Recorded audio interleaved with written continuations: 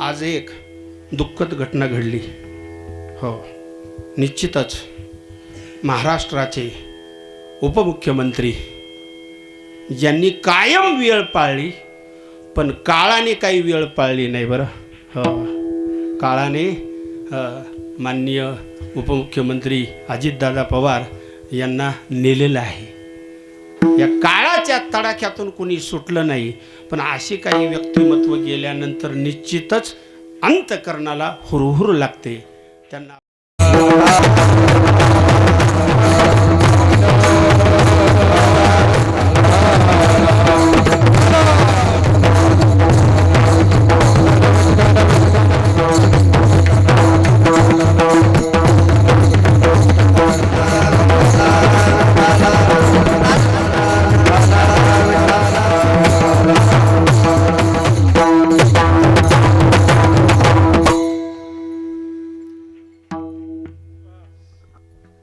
रात्री दिवसामा युद्धाचा प्रसंग, अंतर्बाह्य जगानी मन, जीवाही आगोज पडती आघात, येऊन या नित्य नित्य वारू. तुका म्हणे तुझ्या नामाची आबळे, अवघियांचे काळे केले तोंड, जीवाही आगोज पडती आघात, येऊन या नित्य नित्य वारू. विठाला विठाला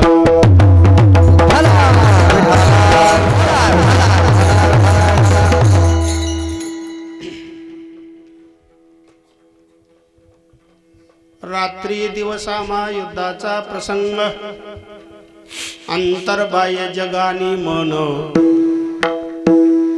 जीवाही आगोज पडती आघात, येऊन या नित्य नित्य वारू.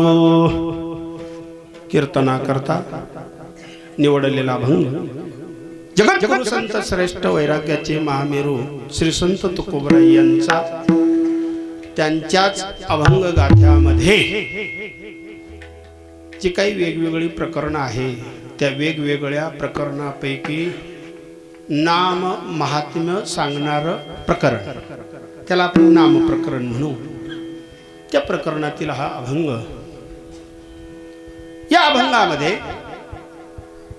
जगद्गुरु तुकोबराय देवाशी संवाद करतात, संवाद साधतात. हो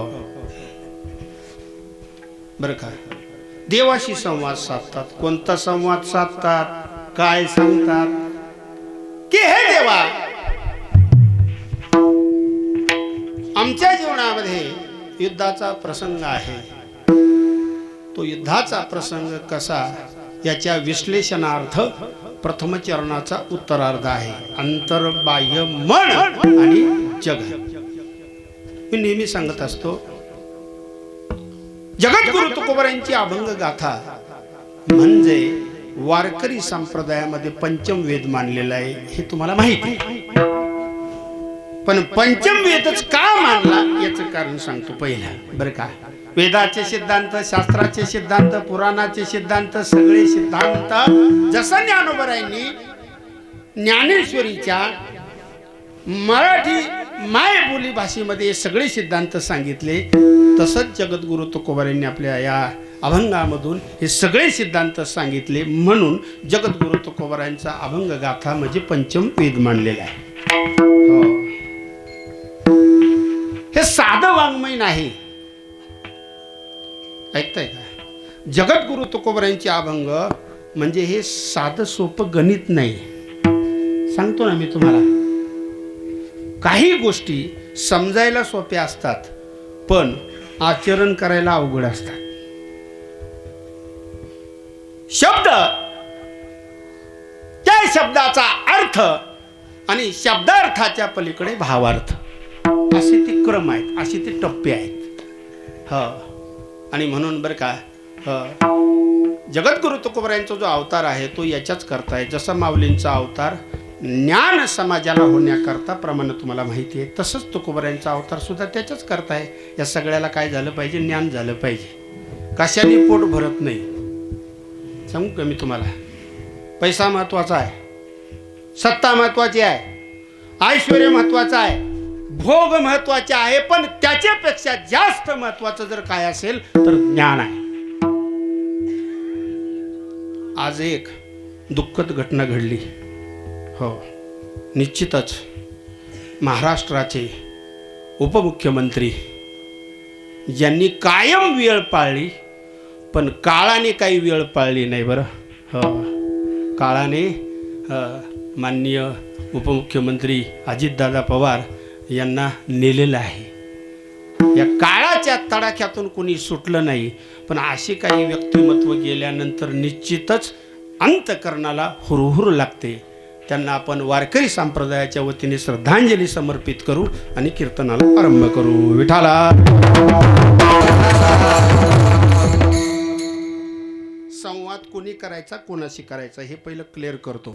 संवाद करण्याकरता सुद्धा काय लागते, योग्यता लागते. कोणाशी काय बोलावं हा जाऊ द्या, मी सांगतोच तुम्हाला. आता ऐका, हा तुम्हा आम्हाला पडलेला प्रश्न नाही. आपण कोण आहोत, आपल्याला काय कळतंय. एक म्हण आहे बरं का, दर्या में काय कळलं, दर्या में खसखस. ते दृष्टांत सांगत नाही. त्या बेडकाला वाटतं एवढंच आपलं जग आहे, पण महाराष्ट्र फार मोठा आहे आणि महाराष्ट्रामध्ये भारत देश हा फार मोठा आहे. कशा करता बोलतो मी, कोणाशी बोलायचा, कोणाशी संवाद करायचा हा प्रश्न पडलाय. हो, कोणाला काय सांगायचं हा प्रश्न पडलेला आहे. म्हणून तर गीताशास्त्र बघा, 18वा अध्याय मी तुम्हाला सांगतो. हो, सांगितलं बरं का. कोणी सांगितलं, देवाने सांगितलं. कोणाला सांगितलं, अर्जुनाला सांगितलं. काय सांगितलं, हे अर्जुना कोणापाशी काही सांगू नको, हे तत्वज्ञान. हे अर्जुनाला सांगण्यापुरतं ठीक आहे, पण माऊलींनी तो नियम मोडला आणि तेच तत्वज्ञान साध्या मराठी मायबोली भाषेमध्ये जगापुढे प्रगट केलं. म्हणून देवापेक्षाही श्रेष्ठ जर कोण असेल तर ज्ञानोबा आहे. हो, कशा करता बोलतो मी, कोणाशी बोलायचं, मृदुंग वाजवायचा, कोणाच्या गाण्यात वाजवायचा. हो, कीर्तन करायचंय, कुणापुढे करायचंय, महावाक्याचा बोध द्यायचा आहे, कोणाला द्यायचा आहे. आज सुद्धा तुटवडा आहे बरं का. गर्दी आहे पण दर्दी राहिली नाही. वक्ता आणि श्रोता या दोन्हीचा ताळमेळ जेव्हा बसेल त्यावेळेस ते व्याख्यान हे अलौकिक ठरतं. ते कसं अलौकिक ठरतं सांगतो मी तुम्हाला. ऐसे अक्षरे रसिके मिळवीन. आणि म्हणून कुणाशी बोलायचं, मी तुम्हाला का पुढं बसवलं त्याचं कारण आहे. कोणाला सांगायचं बरं का, कोणाशी संवाद करायचा, कोणाशी बोलायचं. मी वाद म्हणत नाही, मी प्रमाणाशिवाय तुम्हाला काहीच बोलणार नाही. आमच्या माऊली महाराजांना माहिती आहे बरं का. त्या काळात जो काळ एवढा बिघडलेला नव्हता तुकोबरायांचा काळ, त्या काळात तुकोबरायांना प्रश्न पडला, हो, कोणाला भेटावं आणि काय बोलावं. अभंग सांगतो मी तुम्हाला. माझे जातीचे मज भेटो कोणी. का तुकोबराय बोलले हे, आजच्या काळात हे समजणं गरजेचं आहे. काय म्हटले तुकोबराय, माझे जातीचे. जातीचे म्हणजे जातीवाचक नाही बरं का, म्हणजे माझ्या अंतरात भक्ती आहे. मग ज्याच्या अंतरात भक्ती आहे तो मला केव्हा भेटेल असं आहे बरं का. आपल्यापाशी जो गुण असतो त्या गुणाचा जर भेटला तर संवाद होतो, नाही तर वाद होतात.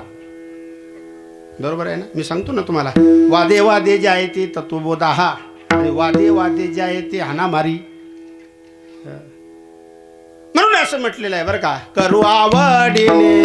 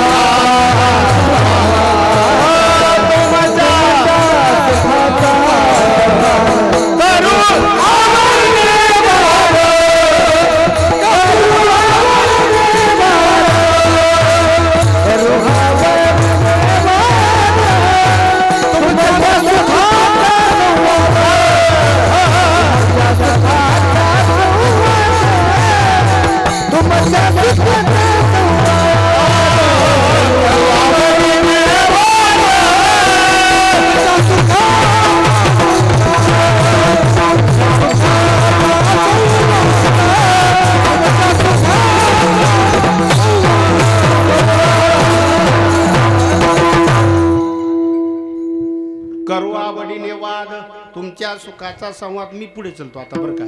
सामान्य माणसाशी बोलूच नाही. एखादा म्हणेल असं कसं, मग सामान्याचा उद्धार होणार कसा? त्यांनी त्याची उंची वाढवायची, त्याला इलाज नाही. म्हणून मी श्लोक सांगितला बरं का. काही माणसांना सवय असते स्वतः खाली यायचं नाही आणि दुसऱ्याला खाली आणल्याशिवाय राहायचं नाही. सांगू का तुम्हाला, प्रगती हे मनुष्य जीवन आहे. याच्या पलीकडे काही बोलू शकत नाही. तुकोबारायांनी संताशी संवाद केला एक, आणि तुकोबारायांनी देवाशी संवाद केला दोन. या अभंगामध्ये तुकोबारायांनी कोणाशी संवाद केलेला आहे? देवाशी संवाद केलेला आहे. कशावरून केलेला आहे सांगतो आता तुम्हाला, नीट ऐकावं लागेल. या शेवटच्या चरणामध्ये एक सर्वनाम आहे. तुका म्हणे तुझ्या नामाच्या बळे, तुझ्या नामाच्या बळे. संवादाकरता सर्वनाम येत असतात. सर्वनामाशिवाय संवाद नाही. मी तू एक, आम्ही तुम्ही, बरोबर आहे ना? किंवा माझं आणि तुझं, एवढं कळलं पाहिजे बरं का. संवादामध्ये सर्वनाम येत असतात, आणि जिथं सर्वनाम येतात, व्याकरणशास्त्र असं सांगतंय, जिथं सर्वनाम येतात तिथं निश्चित समजायचं इथं काय संवाद आहे. एखादा म्हणेल ना, तुम्ही काही मनाने बोलता का? संवाद कसा, कशावरून? त्याच्याकरता हे मी सांगितलं बरं का. म्हणत नाही कोणी, म्हणण्याकरता सुद्धा अधिकार लागतो, तेवढा अभ्यास लागतो. आता कोणी परीक्षक व्हायला लागले हा विषय वेगळा आहे. चला आपण पुढे जाऊ. तुझ्या या सर्वनामाने असं स्पष्ट होतं तुकोबारायांनी जो संवाद केलेला आहे तो कोणाशी केलेला आहे? देवाशी संवाद केलेला आहे. नाहीतरी विचार करा ना. पुष्कळशी प्रमाण आहे. कोणाशी बोलावं? माणसाशी बोलून उपयोगच नाही. पुढे जाऊ. आपलं जे सुख दुःख आहे बरं का, आपल्या कर्माने आपल्याला प्राप्त झालेला सुखदुःखाचा फलभोग, आपल्या अंतःकरणातली व्यथा ज्याच्या पुढे मांडायचे त्याची लायकी पाहिजे. हो, मी सांगू का तुम्हाला, ऐकतात हसून. सगळं तसंच आहे. ऐकतात हसून, नंतर इकडून तिकडं तेच करतात. म्हणून बरं का, निश्चितच कोणाशी संवाद करायचा नाही. कोणाशी संवाद करावा? संताशी करावा, देवाशी करावा. म्हणून मी प्रमाण दिलेले तुम्हाला. करू आवडीने वाद, तुमच्या सुखाचा संवाद. सुख दुःख समजून घेणारे एक संत, नाहीतर देव. देवा सांगू सुख दुःख, देव निवारील भूक. असं आहे. म्हणून बरं का, तुकोबारायांनी, कल्पना करा, सांगतो मी तुम्हाला, 3च चरणाचा अभंग आहे. तुकोबारायांच्या कीर्तनामध्ये किती टाळकरी होते? फक्त 14. हे तुम्हाला माहिती आहे. अजून एक सांगतो तुम्हाला बरं का, अगदी प्रेमाने सांगतो बरं का. जगद्गुरु तुकोबारायांना भेटण्याकरता येणारी मंडळी किती होती याची सुद्धा संख्या माझ्याकडे आहे. थोडीफार अलीकडं पलीकडं होईल, पण फार कमी म्हणण्यापेक्षा सांगतो तुम्हाला आता थोडं गणित त्याचं. देहूगावच्या लोकांनी बदनाम करण्याकरता पाठवलेली स्त्री 1, 14 टाळकरी 2, म्हणजे त्या 2 मध्ये 14, त्याचं वर्गीकरण करा. छत्रपती शिवाजी महाराजांनी नजराणा पाठवला सरदारांजवळ, ते काही सरदार, आणि नंतर तुकोबारायांची महती ऐकून तुकोबारायांचं कीर्तन ऐकण्याकरता आले छत्रपती शिवाजी महाराज. अजून काही अशी ठराविक मी तर म्हणेल महाराज बरं का, 50च्या वर भरणारच नाही. 50 सुद्धा लय झाले, पण थोडंसं अतिशयोक्तीने बोललो. 50 सुद्धा संख्या भरत नाही तुकोबारायांच्या काळामध्ये तुकोबारायांना भेटण्याकरता आलेली मंडळी. मग मला सांगा आता, साधी गोष्ट आहे काही? ज्ञानी पुरुषाकडे जायला सुद्धा ज्ञानीच लागतो, हे मला सांगायचं आहे. संताकडे जायला सुद्धा संतच लागतो. गुणवान ओळखायला सुद्धा गुणवानच लागतो. स्वरज्ञ ओळखायला सुद्धा स्वरज्ञच लागतो. म्हणून असं मला सांगायचं आहे. ही विषमता का निर्माण होते?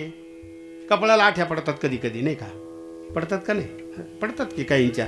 हे नसतं आलं, बस बरोबर बोलले तुम्ही. याचं कीर्तन नसतं ठेवलं असं नाही, पण आपलं बोललो. यांची भेट नसती झाली तर बरं झालं असतं. असं कधी कधी होतं. हो, ते न व्हावं याच्याकरता मी अगोदरच हे सांगतोय. कोणाशी बोलायचं, कोणाशी संवाद करायचा. तुकोबारायांनी कोणाशी संवाद केला? एक फक्त देवाशी संवाद केला, काय तुकोबऱ्यांचा अधिकार आहे, काय योग्यता आहे, याचं चिंतन आपण अभंगाचं चिंतन करीत असताना पाहू. काय तुकोबऱ्यांनी संवाद केला देवाशी. अभंग 3 चरणाचा आहे, पण अभंगातले शब्द महत्त्वाचे आहेत. तसा विचार केला तर सगळेच शब्द महत्त्वाचे आहेत. असं काही शब्द एक महत्त्वाचा तो महत्त्वाचा बोलताना असं बोलतात आजचा अभंग कीर्तनासाठी नाही का, असं काही बोलत असतात. अतिशय महत्त्वाचा, मग अतिशय महत्त्वाचा, मग बाकीचे अभंग काही महत्त्वाचे नाही का. बरोबर आहे ना महाराज. कीर्तनासाठी निवडलेला अभंग जगद्गुरु तुकोबऱ्यांचा अतिशय महत्त्वाचा, मग बाकीचे अभंग म्हणजे बोलताना काय बोलतोय आपण हे तरी लक्षात आलं पाहिजे का नको. शास्त्र काय सांगते, एकाची स्तुती केली तर एकाची आपोआप काय होते, निंदा होते. हे समजलं पाहिजे हो, कधीतरी समजलं पाहिजे. मी एक सांगू का तुम्हाला, दुसऱ्याने आपली चूक काढण्यापेक्षा आपली चूक आपल्याला कळली पाहिजे, तर त्याच्यामध्ये सुधारणा होते. दुसरा किती सांगणार आहे, वाज तसे बोंब कोणी नायकती कानी हरी हरी. जाऊ दे ते विषय. तुकोबऱ्यांनी संवाद केला या अभंगातून. चला, शब्दाची सुरुवात कशी आहे बरं का. म्हणून एक प्रमाण समजून घ्यावं लागेल. वेदाचा तो अर्थामाशित ठावा ए राणी वा वा भार माथा. जसं मृदुंगामध्ये, मृदुंग ज्ञानामध्ये सम महत्वाची आहे, थाप पण महत्वाची आहे. ती किती, चार, डबल चार, सिंगल थाप, डबल थाप.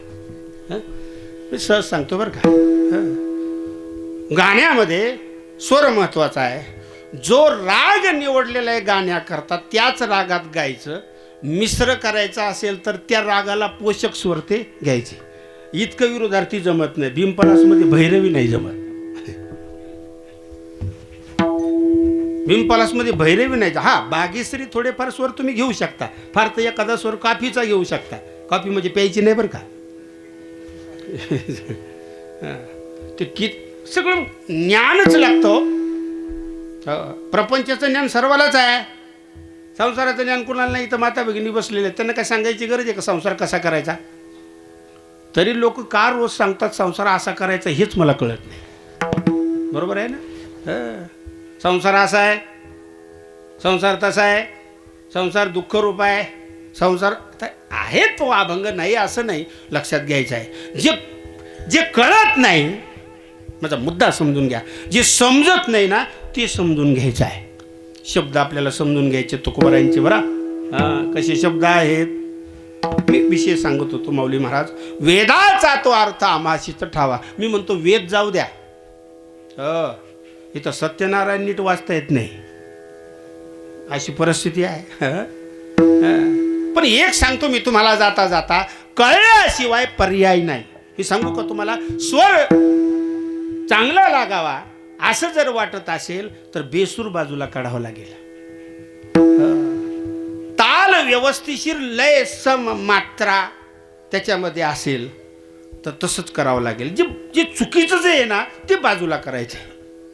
पाण्यावर शेवाळ आलेला आहे, ते शेवाळ बाजूला केलं की पाणी आपल्याला प्यायला मिळतं. विठाला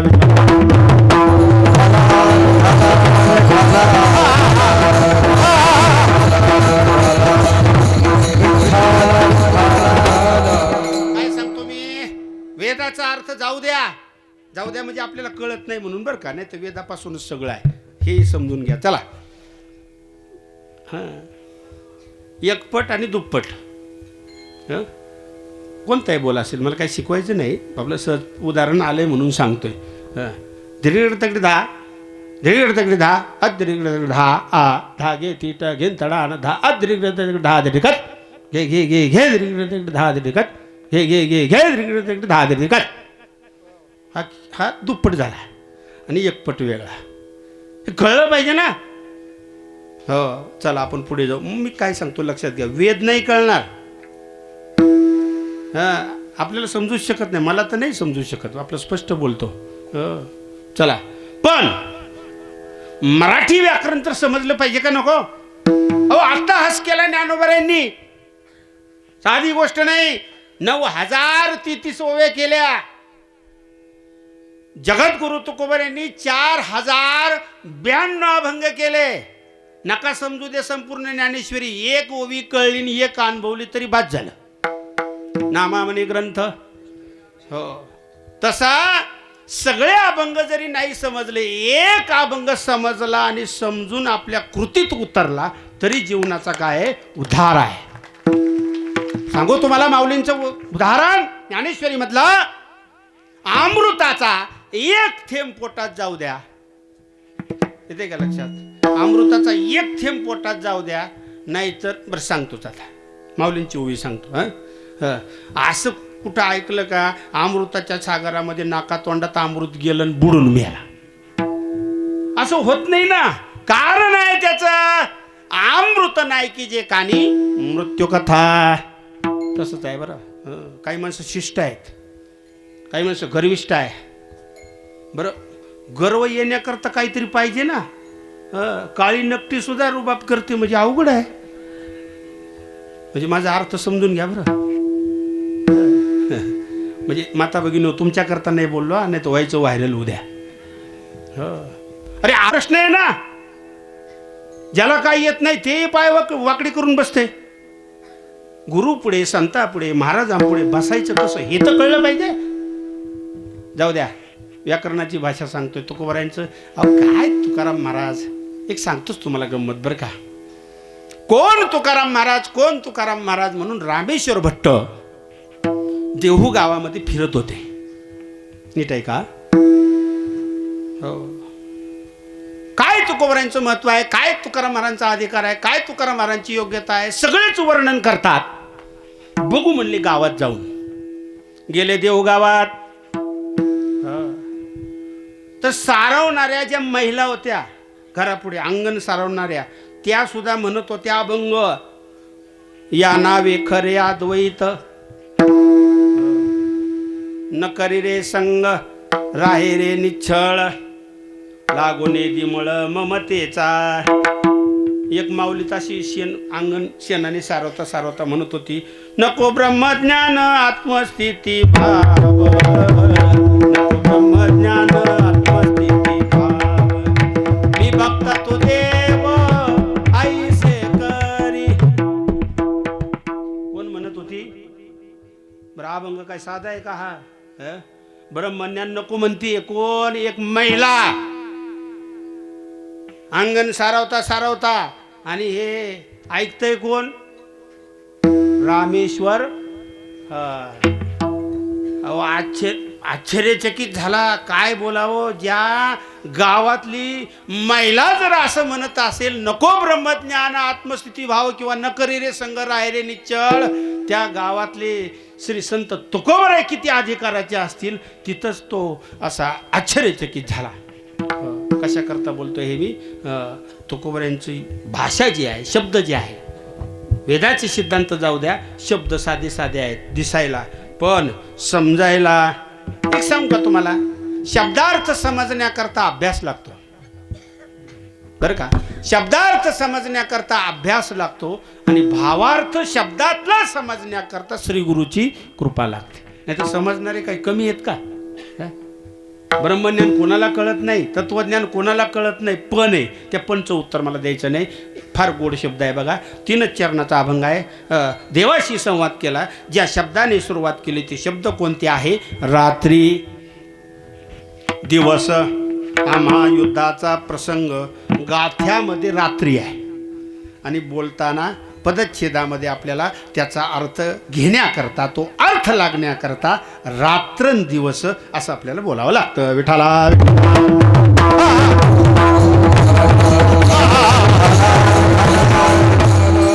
इथून सुरुवात आहे. देवा, आमच्या जीवनामध्ये रात्रंदिवस युद्धाचा प्रसंग आहे. आता रात्र आणि दिवस याचं गणित सांगतो पहिलं. रात्रीचे प्रहर किती? 4. वा. आणि दिवसाचे प्रहर किती? 4. रात्रंदिवस युद्धाचा प्रसंग कसा, आपलं त्याचं चिंतन चाललेलं आहे बरं. हे समजण्याकरता पहिलं रात्रंदिवस याचा अर्थ सांगतो. रात्रीचे 4 प्रहर समजतंय ना तिकडे? ऐका जरा. रात्रीचे 4 प्रहर आणि दिवसाचे 4 प्रहर. बरं, किती तासाचा दिवस? 24 दिवस म्हणजे पूर्ण असं घ्या. 24 तासाचा दिवस महाराज, बरोबर आहे. बरं, दिवसाचे तास किती आता? 12. आणि रात्रीचे तास किती? 12. बरोबर आहे. हां, किती मिनिटाचा तास? 60 मिनिटाचा तास. मग किती मिनिटं झाले एका दिवसामध्ये?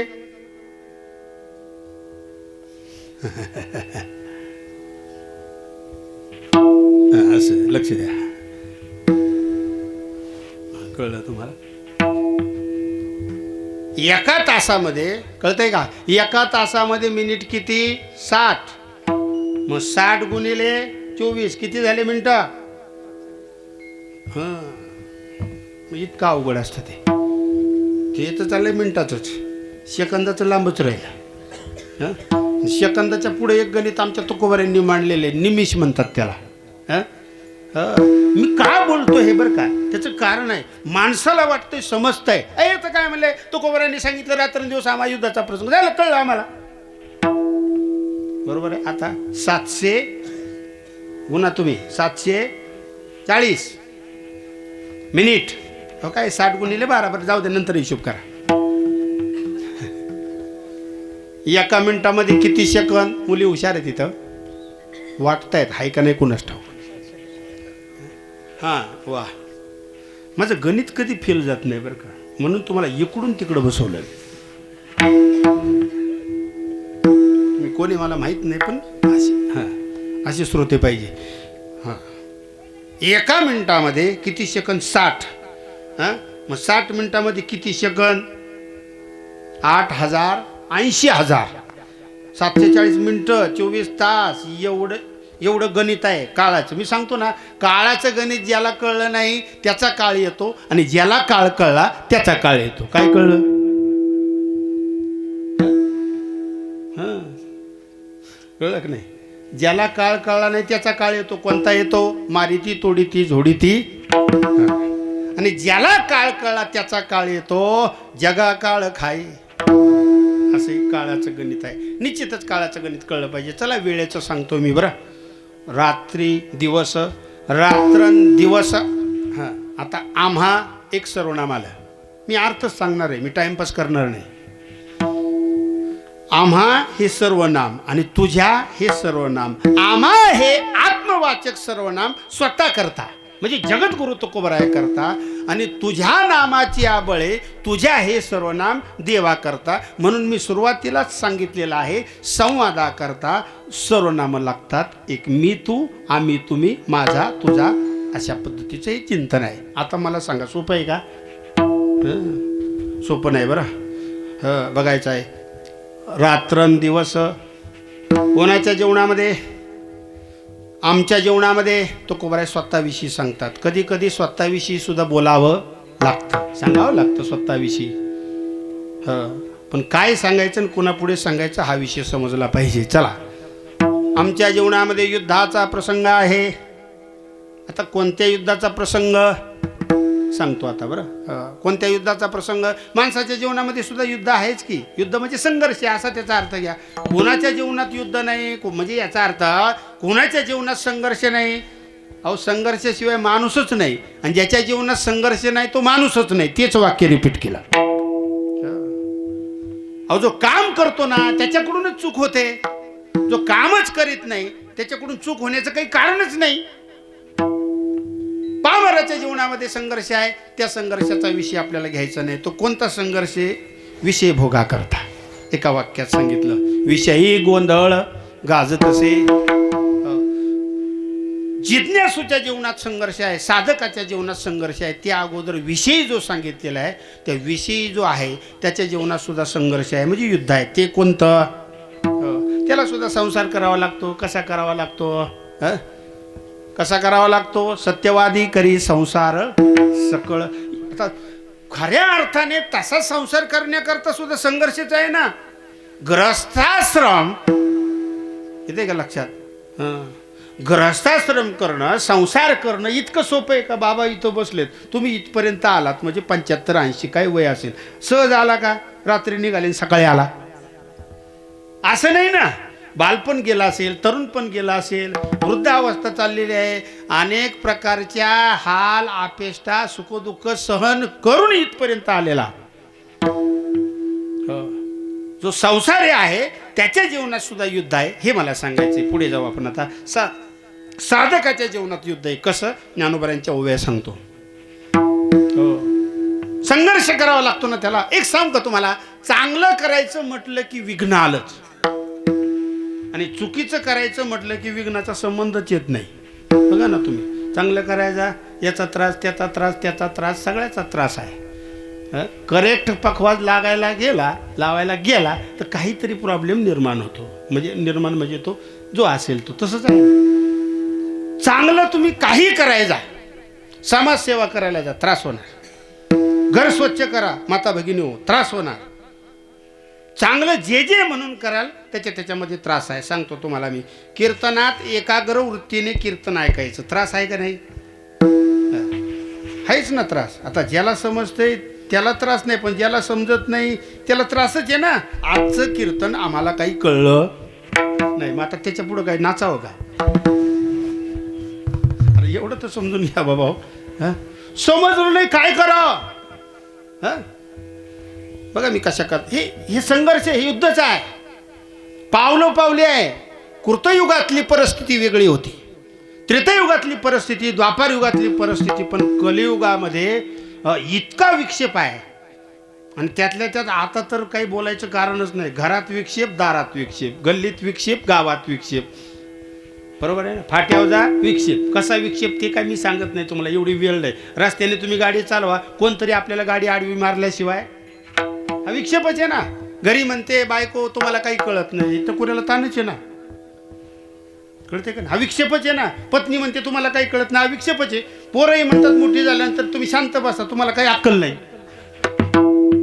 हे सगळे विक्षेपच आहे. त्या विक्षेपाचं जाऊ द्या. साधकाच्या जीवनामध्ये विक्षेप कसा, विक्षेप म्हणजे संघर्ष कसा, युद्ध कसा, ओव्यास सांगतो तुम्हाला ज्ञानेश्वर महाराजांच्या. आणि ज्ञानेश्वरी शिवाय श्रेष्ठ दुसरं असं काहीच नाही.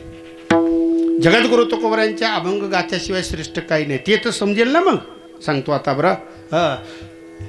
ही इंद्रिये विषयापासून परावृत्त करताना जो साधना करतो त्याला किती कठीण जातं हे माऊली सांगतात. जो पहिलाच बरबटलेला आहे त्याचा इथं संबंधच नाही. का माये पुढोनी बाळक, काळे नेता जे एकुलते एक होय, का उदक तुटता मिना, सार साई बिघडता होय, वहावनी वच्च काढिता, भनंग दौडिता भानयावरुनी. आता युद्ध कसं, त्याच्याकरता पुढं त्या ओळीमध्ये शब्द आहे. ते युगांत होय वीर, विराग साहती, तैशी विषयाचे घर. बरोबर आहे ना? इंद्रिया सांडिता थोर, त्याला वीर म्हटलेलं आहे. मी अभंग सांगतो तुम्हाला. जिंकावा संसार,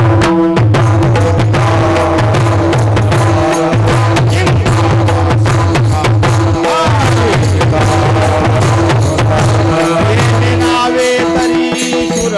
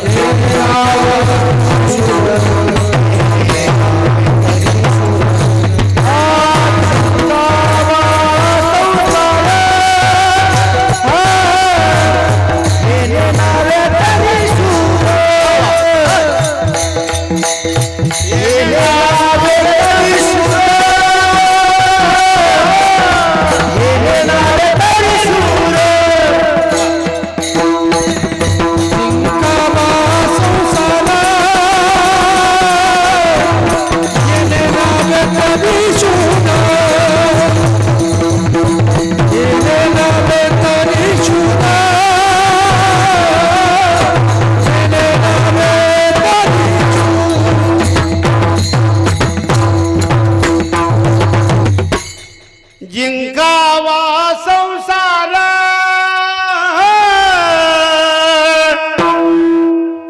येणे नावे तरी शूर, येणे नावे तरी शूर. वा काय गोड प्रमाण म्हटलं. माझ्या करता नका वाजू, निदान त्यांच्या करता तरी वाजवत. यांनी सुद्धा जिंकलं बरं का, पण जरा उशिरा जिंकला. असं तुमच्याला म्हणजे बरं झालं. देरशी आया तेरशी आहे दुरुस्त आहे. बघायचं जिंकावा संसार येणे नावे तरी शूर. जो जिंकतो त्याला शूर म्हटलेला आहे, त्याला वीर म्हटलेला आहे. आणि जो जिंकत नाही त्याच्याबद्दल काही बोलायचं नाही. बघा साधकाचं युद्ध मी सांगत होतो कसं आहे. हो एका उदक तुटता विना तैसे हे सगळं झालेलं आहे. युगांत होय वीर विराग साथी जिंकावा संसार येणे नावे तरी शूर. हे साधकाच्या जीवनातलं युद्ध आहे. त्याला संघर्ष करावा लागतो ना. कसा संघर्ष करावा लागतो? शब्दविषय आहे. हो शब्दविषय कोणत्या इंद्रियाचा आहे? डोळ्याचा. आपलं कशाचा आहे? आकाशाचा. हां. आणि डोळ्याचा विषय कोणता आहे? रूप विषय. फक्त विषय घेऊ आपण. हां शब्द स्पर्श रूप रस एवढं सांगत नाही. पण ती इंद्रिय भांडण करतात ना. नाही भांडत का? हो. आणि त्यातून बाजूला व्हायचे त्याला किती दुःख होतं याच्या ओव्या सांगितलेले. साधकाचं युद्ध जाऊ द्या, आता आपण पुढे जाऊ. तुकोबरायांच्या जीवनामध्ये युद्धाचा प्रसंग कसा, हो त्याचं उत्तर केलेलं आहे बरं का. तुकोबरायांनी काय उत्तर दिलेलं आहे? अंतर्बाह्य जग आणि मन असे शब्द आलेत बघा. रात्रन दिवस. आता अंतर्बाह्य जग आणि मन इथं कोणता समास आहे बरं का. समासाचे काही प्रकार आहेत, तेवढे प्रकार नाही आपल्याला पाहायचे. पण इथं द्वंद्व समास आहे. ज्या समासामध्ये दोन्ही पद प्रधान असतात म्हणजे मुख्य असतात त्याला कोणता समास म्हणतात? द्वंद्व समास म्हणतात. म्हणून मी हे सांगितलं. मी काय सांगितलं? तुकोबरांनीच सांगितलेलं आहे. शब्दाचा अभ्यास, वेदाचा अभ्यास. रात्रंदिवस आम्हा युद्धाचा प्रसंग. कोणतं युद्ध? अंतर्बाह्य जग आणि मन. आता परत याच्यामध्ये आपल्याला फोडाफोड करावं लागलं. दोन्ही पदं महत्त्वाची, पण आता ती जोडायची कशी सांगतो ना तुम्हाला. आता लगेच सांगून जातो. अंतर्मन आणि बाह्य जग अशा प्रकारचं युद्ध जगद्गुरु तुकोबरायांच्या काय आहे? जीवनामध्ये आहे. मी काय सांगू तुम्हाला बरं का. महान योद्धे होऊन गेले. मोठे मोठे मोठे. त्याच्यापैकी असे शब्दच नाहीत बोलायला बरं का. ज्यांनी हिंदवी स्वराज्याची स्थापना केली ते छत्रपती शिवाजी महाराज.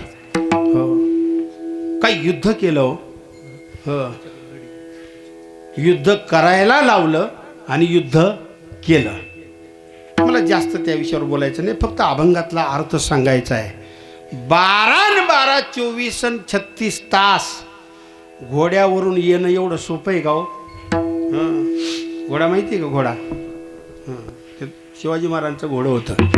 इथं कीर्तनात नीट मांडी घालून बसता येत नाही. सहज बोलतो बरं मी. साधी गोष्ट आहे का?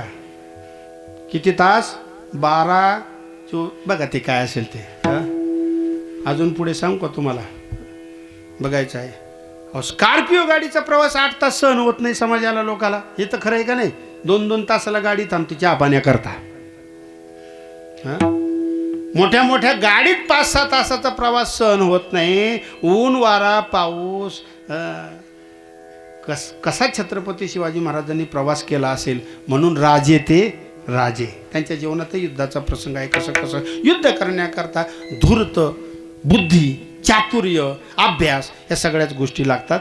ते युद्ध वेगळं आहे. महाभारताचं सुद्धा युद्ध आहे. त्याचेही विश्लेषण श्रीमद भगवद्गीतेच्या पहिल्या अध्यायामध्ये केलेलं आहे. आणि ज्ञानेश्वरीमध्ये त्याचा भावार्थ केलेला आहे. कोणते वीर, कोणते सैनिक, कोणता शंख वाजवला, कसं युद्ध केलं, हे सगळे युद्ध थोडक्यात तुम्हाला मी सांगितले. इथं जगद्गुरु तुकोबरायांच्या जीवनामध्ये रात्रंदिवस युद्धाचा प्रसंग कसा? अंतर्मन.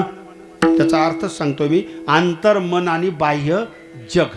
आता मनाशी युद्ध कसं असा प्रश्न पडेल एखाद्याला बरं का. नीट ऐका. तुकोबरायांचं मन तर शुद्धच होतं ना. हे काही वेगळं सांगायचं काही कारण आहे का? पांडुरंग ध्यानी पांडुरंग म्हणी जागृती स्वप्नी पांडुरंग. ते तुकोबराय म्हणतात आमचं सुद्धा युद्ध आहे मनाशी. सांगू का तुम्हाला मनाबद्दल? आता लय मोठं चिंतन आहे. भगवद्गीतेमध्ये आहे, ज्ञानेश्वरीमध्ये आहे, तुकोबरायांनी सांगितलेलं आहे, सर्वच ग्रंथामध्ये आहे.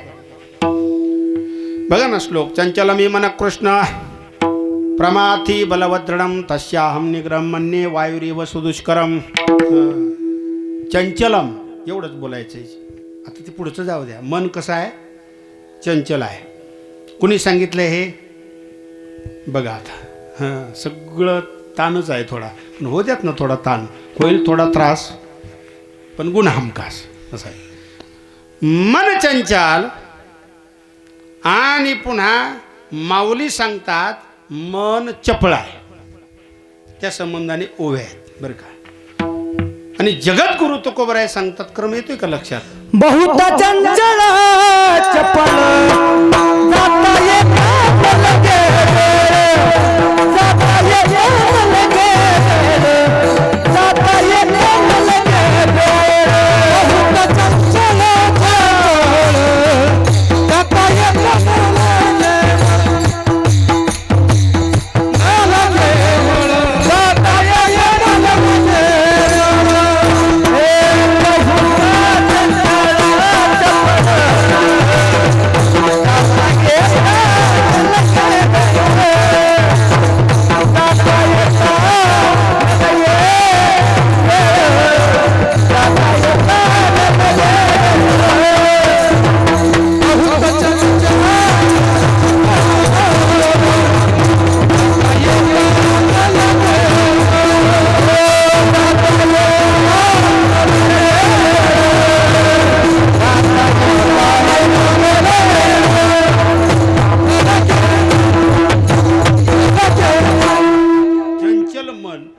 चपळ मन बरं का.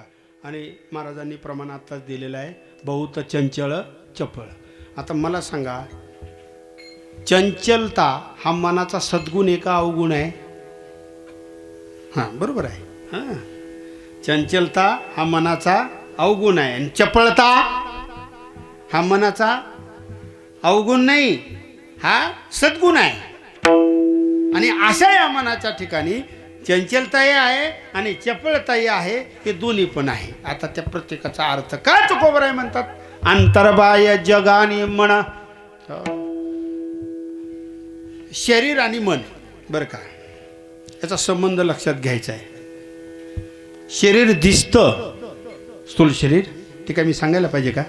हां, महाभूतान्य अहंकारो बुद्धिरव्यक्तमेव च इंद्रियाणि दशे कंच पंचेंद्रिय गोचरः इच्छा द्वेष सुखम दुःखम संघात चेतना धृती एतत् क्षेत्रम समासेन सविकार मुदारतम. 13व्या अध्यायामध्ये श्लोक आहे भगवद्गीतेचा. हे दिसणारं शरीर, मला हे सांगायचं आहे, शरीर दिसतंय पण मन दिसत नाही. आता पुढे चला बरं का. जे दिसतंय त्याचा त्रास नाही, पण जे दिसत नाही त्याचा त्रास झाल्याशिवाय राहत नाही. म्हणून असं म्हटलेलं आहे, दिसतं तसं नसतं म्हणून जग असतं. आता कसं वेगवेगळं आहे बाबा, लक्षात येईल ना तुमच्या बरं का. शरीराने इथं बसलेले आहेत सगळेजण. मन कुठं आहे ते तुम्हालाही नाही सांगता येणार आणि मलाही नाही सांगता येणार. ज्याचं त्याला माहिती मन कुठे चाललंय. मी सांगतो ना तुम्हाला, अजून असा कॅमेरा निघाला नाही की त्या कॅमेऱ्यामध्ये कोणाच्या मनात काय चाललंय हे समजेल. आणि जर तसा कॅमेरा निघाला आणि तो जर माझ्याकडे दिला, बरोबर आहे ना? इतकी चंचलता आहे. अहो किती माकडाचं उदाहरण दिलंय माऊलींनी, ज्ञानोबरायांनी. मी तर म्हणतो ते सुद्धा अवघड आहे. कसं सांगतो ना ओवी, हे आईशे कैसे घडेल मरकटा. वा, माझं भाग्य आहे तुम्ही दोघंही पुढं बसले. हे आईशे कैसे घडेल मरकटा समाधी येईल, सांगे म्हणतल्या राहेल महावातू. असं उभं राहायला पाहिजे. सहज बोलतो नाही का आपण, बाबांकडं खूप कष्ट केले. असं उभं राहायला पाहिजे. असं मागे वाहणार पुढं वाहणार. आता कोण ज्याचं त्यांनी बघून घ्या. ते सांगतोच तुम्हाला, ते तिच्या वृत्तीत काय चाललंय ना, त्याच्या हातापायाची हालचाल कशी होती त्याच्याहून कळतं ते. निश्चितच काय काय काय काय काय काय काय काय काय काय म्हणत असतं. चला याच्यावरही प्रमाण सांगतो. काय काय करीतो या माकडाचं उदाहरण आहे बरं का. माकड आणि त्याचा मूळ स्वभाव आहे त्या मनाचा. तुकोबारायांच्या जीवनामध्ये मनाचं युद्ध कसं, मग जगाची कसं, याचं चिंतन चाललेलं आहे बरं का. मूळ स्वभाव आहे मनाचा चंचलता हा. आणि एक सांगू का, स्वभावात कधी बदल हे तुम्हाला माहिती आहे. उदाहरणाकरता सांगू का, कुत्र्याचं शेपूट. अरे वा, कळलं का तिकडे. हां ठीक आहे. नळीत टाकू नका. वर्षभर त्या कुत्र्याच्या शेपटीला त्या फुकणी आहे ना असं बांधून ठेवा. ते फुकणी काढली की परत टुंदिशा असं झाल्याशिवाय राहणार नाही. स्वभाव आहे ना त्याचा. आता काय करायचं, मन तर असं आहे, मग करायचं काय याकरता एकच प्रमाण तुमच्या पाठातलं सांगतो पुढे चलतो. संताची संगती. ते तसं शांत होणार नाही का. मी उदाहरण दिलेलं आहे. मूळता स्वभाव त्याचा चंचलतेचा आहे, पण संतांच्या संगतीत जर आलं, जर कीर्तनामध्ये आलं, जर कथेमध्ये आलं, तर तेवढ्या पुरतं का होईना त्याचं मन शांत झाल्याशिवाय राहणार नाही. आता तेवढ्या पुरतं का बोललो याचं कारण वेगळी आहे. मन चंचल आहे म्हणून तर महाराजांनी सांगितलेलं आहे, गती अधोगती मनाची मती मननावा एकांती साधू संगे. मी सांगतो तुम्हाला तुकोबारायांच्या जीवनात मनाशी संघर्ष कसा झाला, मनाशी युद्ध कसं झालं, ते अगोदर मन कसं आहे ते सांगितलं. चला, मन चंचलता आहे, पुष्कळशी उदाहरण आहे, पण मन चपळ सुद्धा आहे बरं का. कसं चपळ आहे, घडीत इथं आणि घडीत तिथं, घडीत इथं आणि घडीत तिथं अशी असणारी माणसं फार चॅप्टर असतात. म्हणजे भाषा जरा समजून घ्या. घडीत इथं आणि घडीत तिथं, म्हणजे आज इथं उद्या, समजलं का नाही. पण अजून खाली येऊन सांगू का, रात्री या लोकात आणि सकाळी गॅरंटीच नाही. म्हणून तर निकाल लागेपर्यंत टेन्शन असते. बरोबर आहे. चपळता आहे ना त्याच्या ठिकाणी. बघायचं आहे, चपळ आहे मन. पण काही बाबतीत मनाची चपळता ठीक आहे. माझ्या शब्दाला अर्थ आहे बरं का. आजच समजल कीर्तन असं काही नाही, 2 दिवसांनी पण समजल, पण समजणार नक्कीच. चपळता हा गुण मनाचा चांगला आहे. कसा हे समजण्याकरता एक गवळण आहे बरं का. हरिराताच्या पळाणारी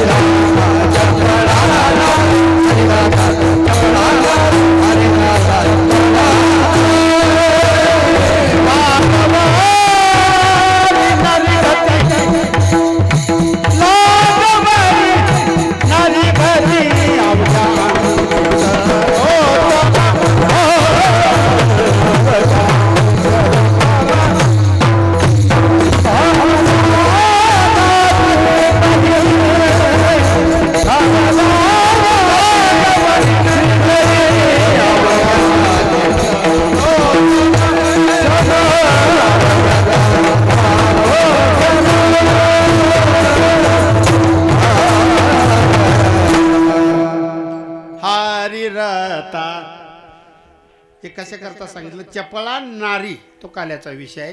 चपळता हा सद्गुण आहे, चंचलता हा अवगुण आहे. हे मनाचे धर्म आहेत बरं का. माझा विषय चालला होता, पण हे घडीत इथं ऐकताय ना, घडीत इथं घडीत तिथं असले लोक लय चॅप्टर असतात. म्हणजे मनाचं सांगायचं मला, माणसाचं नाही सांगायचं. माशी गुलाबजामवर बसते. माशी आपल्या माश्या माहिती आहे ना, आखाड महिन्यात होतं त्या. माशी गुलाबजामवर बसते, श्रीखंडावर बसते, अजून कशावर बसते, गाणीवरही बसते. पण असं ऐकलं का विस्तवावर बसली कधी? खरं बोलायचं, विस्तवावर बसलेलं ऐकलं नाही बसणार. तिला तेवढं माहिती आहे म्हणून थोडं चंचल आणि थोडं चपळ, सद्गुण आणि अवगुणचा मिलाप म्हणजे असणारं मन, असं आपण म्हणू. चला, तुकोबारायांच्या जीवनामध्ये मनाशी युद्ध कसं, मनाशी युद्धाचा प्रसंग कसा, याकरता मी पहिलं मनाचं तुम्हाला सांगितलं. फार गोड उदाहरण आहे महाराज, नीट ऐका, जरा भावनेने ऐका, हां जरा तलक बुद्धी ठेवून ऐका. प्रमाण तुम्हाला माहिती, विषय तुम्हाला माहिती आहे, फक्त त्यातला मी सिद्धांत सांगतो तुम्हाला. भंडारा डोंगरावर, भामचंद्र डोंगरावर किंवा घोराड्या डोंगरावर जगद्गुरु तुकोबराय भजन करायचे बरं का. एरवी तुकोबरायांच्या आयुमानाचा जर विचार केला तर किती वय, वैकुंठाला जाईपर्यंतचा काळ 42 वर्ष. चला का सांगतोय लक्षात घ्या. मनाशी युद्ध कसं बघायचं आहे. देहूगावच्या लोकांनी बदनाम करण्याकरता एक स्त्री पाठवली. अभंग तुम्हाला माहिती, जाई तू माते न करी सायास. पुढे जाऊ आपण. हो, ज्या काळामध्ये, ज्या दिवसामध्ये ती स्त्री पाठवली ते दिवस उन्हाळ्याचे नव्हते. हो, निसर्ग होता. विठाला विठाला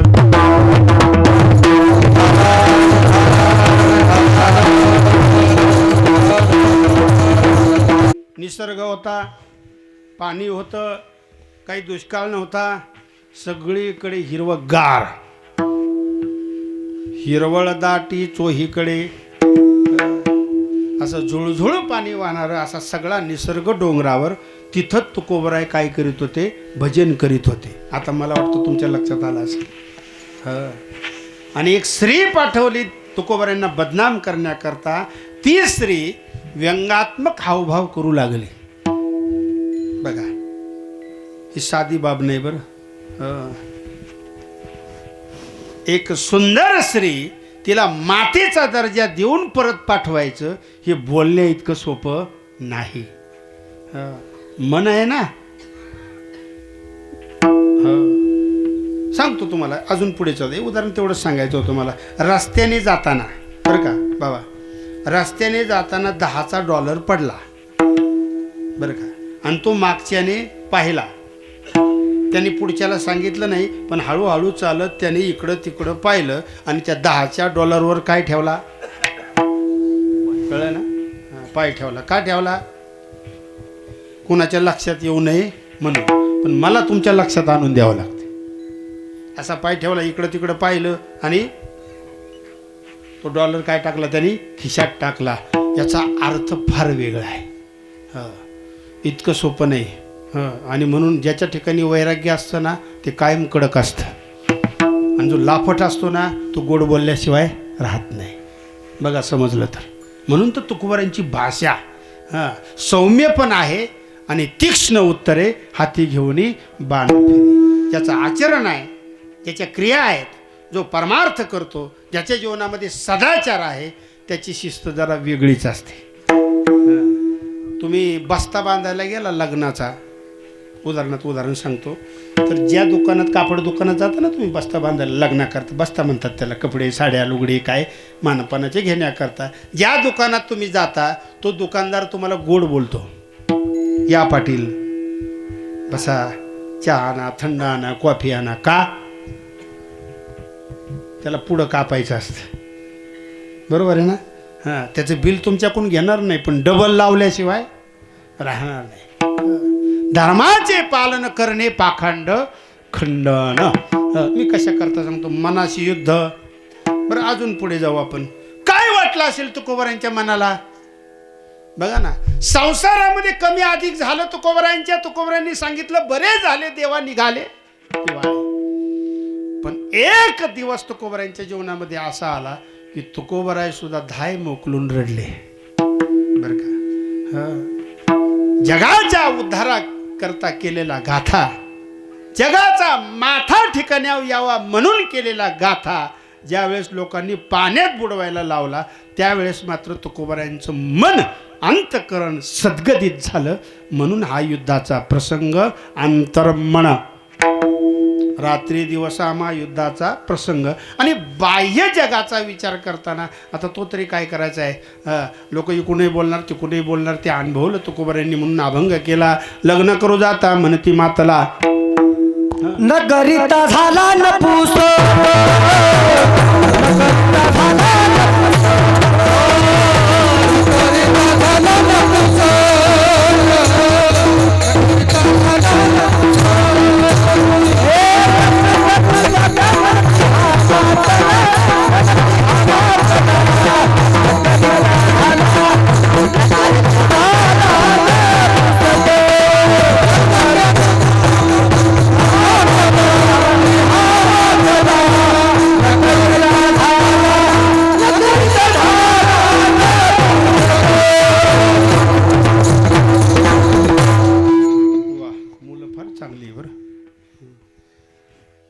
चांगली काय आहेत, अजून त्यांना वारा नाही लागला.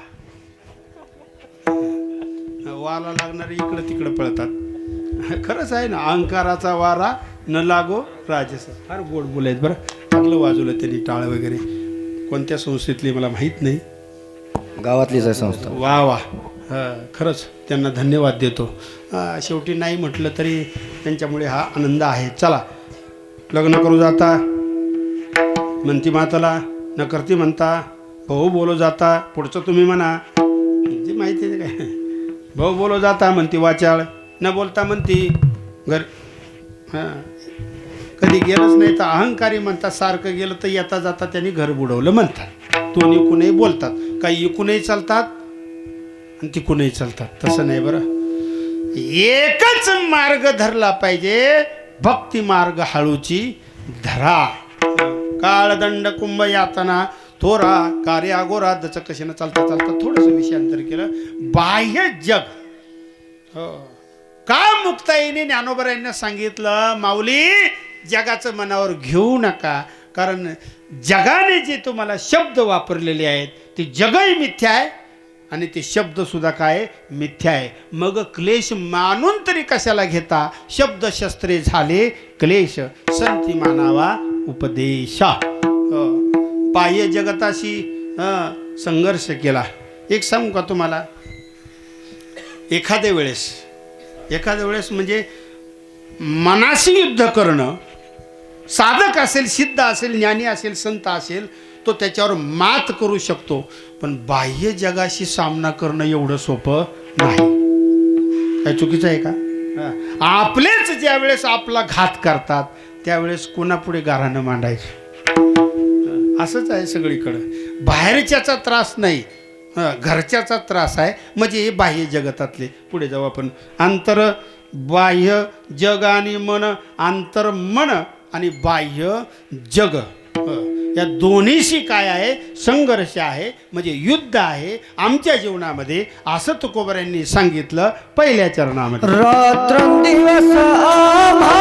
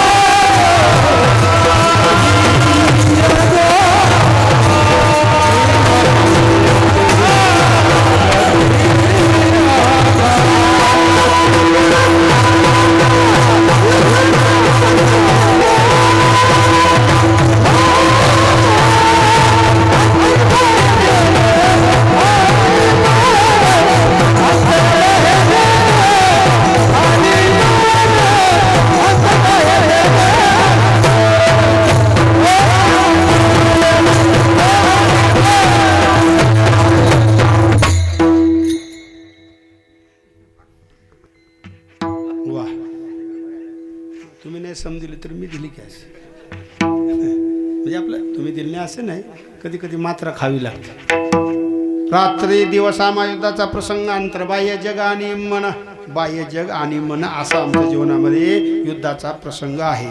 कीर्तन न समजणं हा सुद्धा युद्धाचाच प्रसंग आहे. जे जमत नाही ते करण्याचा प्रयत्न केला की याला संघर्ष म्हणतात. चला, रात्रंदिवस हा महायुद्धाचा प्रसंग, अंतर्बाह्य जग आणि मन. अजून युद्ध कसं? जीवाही आगोज पडती आघात, येऊन नित्य नित्य वारू. दुसऱ्या चरणाचा अर्थ चाललेला आहे. जीवाही आगोज, जीवाही म्हणजे नेहमी नेहमी नेहमी. आता जीव म्हणजे सामान्य जीव नाही बरं का. त्यांचं काय बोलायचंय? सांगे पयुपंकीचे किडे काय चिळशी घेते, त्यांचा विषयच नाही. एक सांगतो तुम्हाला, सामान्य याचा अर्थ सामान्य घेऊ नका. ज्याला काही कळत नाही किंवा कळून सुद्धा कळून घेत नाही, कळलं का? कळून सुद्धा कळून घेत नाही त्याला काय म्हणतात? त्याचा विषयच नाही. जीवाही म्हणजे इथं नेहमी नेहमी नित्य काय होतात? आघात होतात. म्हणून तर असं म्हणावं लागलं, असं प्रमाण केलेलं आहे. तुका म्हणे संत, सोशी जगाचे आघात. आघात होतात, पण आम्ही त्याच्यावर काय करू? नित्य नित्य वारू. येवोनिया नित्य नित्य वारू. या अभंगातलं दुसरं चरण चाललेलं आहे बरं का. नित्य नित्य वारू म्हणजे नेहमी नेहमी त्याचं काय करू? निवारण करू. शेवटच्या श्वासापर्यंत बाह्य जगाचा जरी संबंध संपला तरी अंतर्मनाचा संबंध शेवटच्या श्वासापर्यंत राहत असतो. नीट ऐका. म्हणून तर एक उदाहरण दिलेलं आहे. शेवट सुद्धा म्हणजे श्वास बंद होताना सुद्धा त्याचा संघर्ष आहे मनाशी. हे समजण्याकरता तुमच्या पाठातलं प्रमाण सांगतो. जळ भरत राजा हरणी गर्भा गेला, घाला तो घातला वासनेने. पण तुकोबराय म्हणतात आम्ही काय करू? त्याच्यावर वार करू. वार करू म्हणजे याचा अर्थ समजला का? ते नाही बरं का तसलं. वार करू म्हणजे त्याला प्रतिकार करू, संघर्ष करू, नेहमी नेहमी करू. पण आता या पणचं उत्तर म्हणजे कीर्तनाचा शेवट. विठाला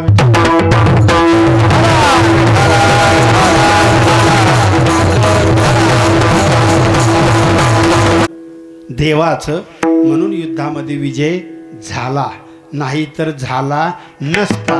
हे कळण्याकरता युद्ध संपल्यानंतर समजतंय का? देवाने सांगितलं अर्जुना तू पहिला खाली उतर. अर्जुन म्हटलं असं कसं? सारथ्याने पहिलं उतरायचं असं. देव म्हणले तसं नाही बाबा, तू उतर. बरं का? नाही होय करता आतापर्यंत अर्जुनाने देवाचं ऐकलं, शेवट तरी का ऐकू नये म्हणून ठरलं. थोडक्यात सांगितलं. अगोदर कोण उतरला? बस अर्जुन उतरला. आणि नंतर कोण उतरले? देव उतरले. पुढं काय झालं? बस संपलं. हेच लक्षात आलं पाहिजे बरं. साळुंकी मंजुळ बोल तसे वाणी. अधिष्ठान देवाचं निश्चितच मानावं लागेल. आणि देवाचं अधिष्ठान न मानता काही करायला गेलं तर याच्याकरताही उदाहरण आहे, पण तो काल्याच्या कीर्तनातला विषय आहे बरं का. एका करंगळीवर भगवान श्रीकृष्ण परमात्म्याने गोवर्धन पर्वत उचलला, बाकीच्यांनी काठ्या लावल्या बरं का. काठ्या लावणाऱ्यांना थोडा अहंकार झाला. म्हणले देवा असं कसं? तू एक करंगळी ना आम्ही एवढ्या काठ्या लावल्या, आमचे हात वाकून गेले. देवाने थोडी करंगळी ढिल्ली केली. देवाने थोडी करंगळी ढिल्ली केली, गोवर्धन खाली यायला लागला. कशा करता बोलतो? हे अधिष्ठान देवाचं आहे. देवाच्या अधिष्ठानाशिवाय युद्धामध्ये विजय मिळवता येत नाही. ज्यांनी हिंदवी स्वराज्याची स्थापना केली त्या छत्रपती शिवाजी महाराजांना अधिष्ठान जर कोणाचं होतं तर भवानी मातेचं होतं बरं का. अधिष्ठान कोणाचं होतं तर जगद्गुरु तुकोबारायांचं होतं. अधिष्ठान कोणाचं होतं तर रामदास स्वामींचं होतं. नाही तर बरं का, नाही तर याचा गैरअर्थ करून घेऊ नका. हे म्हणून तर बरं का एवढा राज्याचा व्याप असताना सुद्धा महाराज कीर्तन ऐकायला तुकोबरायांचं कीर्तन ऐकायला देऊळगावामध्ये जात होते. हे मी का बोलतोय, इथं सिद्धांत या शेवटच्या चरणाचा समजून घ्यायचा आहे. तुकोबरायांच्या बाबतीत तर बोलण्याचा विषयच नाही. भक्ती ज्ञान आणि वैराग्य आगळा ऐसा नाही डोळा देखिएला.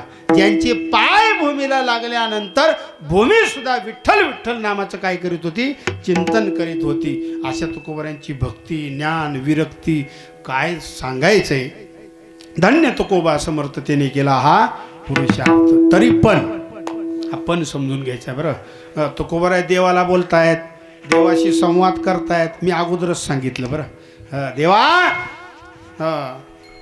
आम्ही युद्धामध्ये विजय मिळवू. आता तू मिळवला का नाही पुढे पाहू. मिळवू, पण याला अधिष्ठान कोणाचं आहे, तुझं आहे.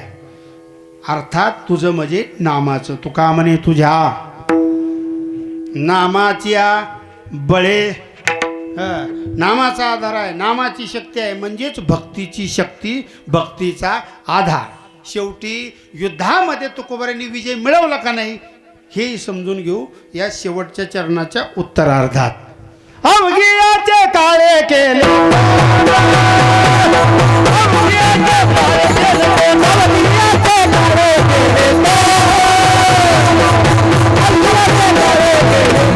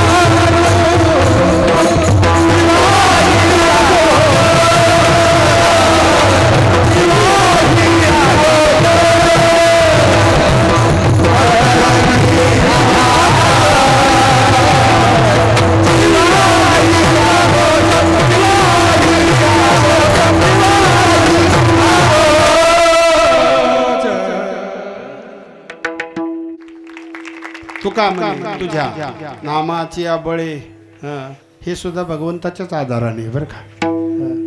तुका म्हणे तुझ्या नामाची बळे. पुढे जाऊ. अवघियाचे काळे केले तोंड. याचा अर्थ थोडासा 2 मिनिटामध्ये. अवघियांचे याच्यामध्ये सगळं आलं. मग कोणाकोणाचं काळं केलं? जे काळं करण्याकरता टपलेले होते त्यांचं काळं केलं. एक ज्यांनी खूप यातना दिल्या त्यांचं. आणि शेवट अगदी शेवटच काळावर सुद्धा काय केली? मात केली. काळाचं तोंड सुद्धा काळं केलं. कसं? मी एक प्रमाण सांगून गेलो. जगा काळ खाये आम्ही माथा दिला पाये. खूप आरंभी कष्ट, खूप यातना, खूप दुःख जगाने दिलेलं सहन केलं. पण शेवट असा झाला बरं का. कसा झाला? शेवटीचा दिस गोड व्हावा. एक कबीर महाराजांचं एक पद आहे बरं का. म्हणायचं नाही, फक्त सांगतो. कबीरा जब हम पैदा हुए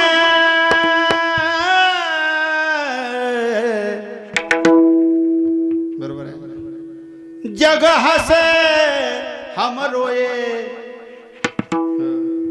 हसतात का नाही लोक? लेकिन ऐसी करनी कर चलो जग रोए और हम हसे.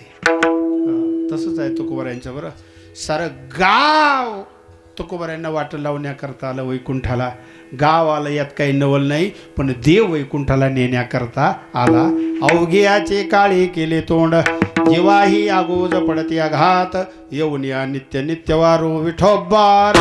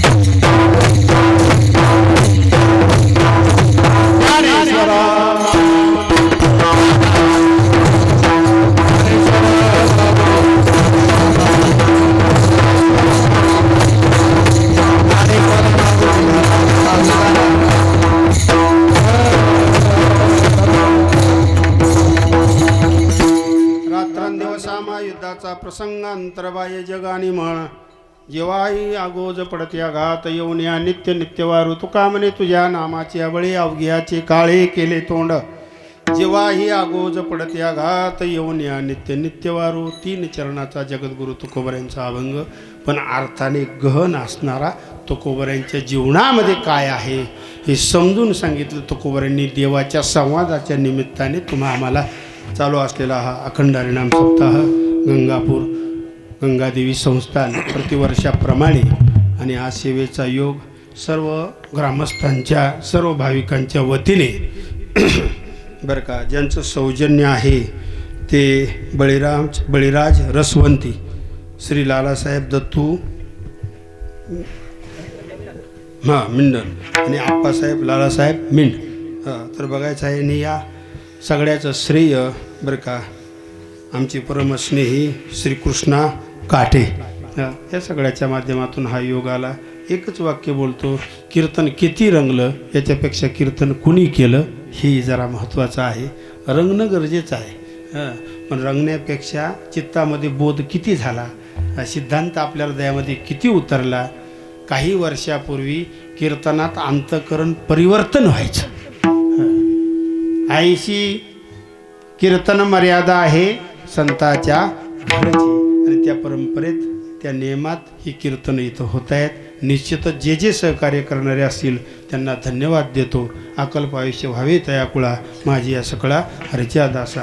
आमच्या सिद्धवेट वारकरी शिक्षण संस्थेचं भूषण वैराग्य मूर्ती वैकुंठवासी जयराम महाराजाकडे ज्यांनी 4-5 वर्ष कठोर तपश्चर्या करून वारकरी संप्रदायाचा अभ्यास केला ते आमचे गुरुबंधू श्री माऊली महाराज इके आणि महाराज हां वा हां त्यांचीच कथा आहे बरं का. ते इथं माझ्या कीर्तनाला येऊन बसले परमपूज्य गुरुवर्य श्री हरी महाराज रसाळ. आणि तुम्ही सगळे बसलेली मंडळी माता भगिनी जास्त आहेत. आता त्यांना समजलं का नाही समजलं हे नाही मला समजणार, पण तुमच्या पुढे कीर्तन करण्याचा योग आला. रोजच कीर्तन होत आहेत सगळीकडे, पण ज्ञान्यांपुढे ज्येष्ठ श्रेष्ठांपुढे वारकरी संप्रदायाच्या अभ्यासकापुढे कीर्तन करण्याचा जो आनंद असतो तो वेगळा असतो. आणि म्हणून हा आनंद इथं आपल्याला प्राप्त झाला. मृदंगाचार्य आहेत, गायनाचार्य आहेत, लहान लहान मुलं आहेत, सगळ्यांचंच सहकार्य आहे. त्यांना धन्यवाद देतो आणि इथं थांबतो. तरी न्यून्यते पुरते अधिकते सरते करुणी घ्यावे तुमते विनवित्वासे विठ्ठल जय. तुकाराम तुकाराम तुकाराम